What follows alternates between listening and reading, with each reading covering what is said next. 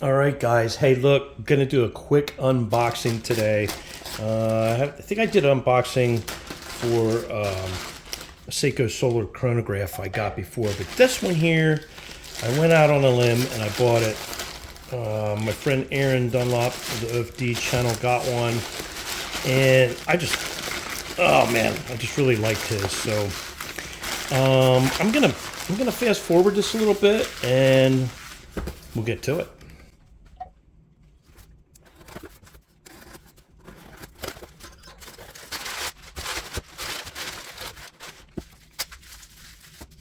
All right, so I was so excited to get this. I'm just doing an unboxing right here in the kitchen on my countertop.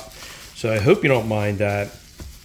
This here I ordered from Japan. So this is the Japanese domestic market model. And, oh man, I don't want to hold you in suspense too much longer here. Let's get it out. There's the model number, SBDL117.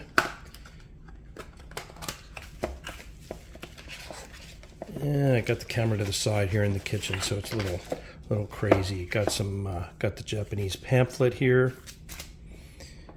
Let's check this guy out. Yeah, there it is. Haha. Waiting a long time. The Solar Pogue Chronograph reissue with that Pepsi bezel. Awesome. It does have like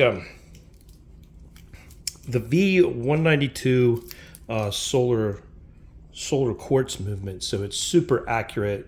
The specs say that it's like plus 15 seconds a month, so that's incredible. Got the plastic on it here. I'm just gonna leave it on. Check out the tag. I'm gonna take this all apart a little bit later and resize it to my wrist, but I am also going to do a review on this watch. Just a beautiful watch. I really wanted to have one myself. It has a power reserve dial on it. Just a cool looking watch. Let me know what you think. If you have any comments, please leave them below. And be sure to check out the videos coming up.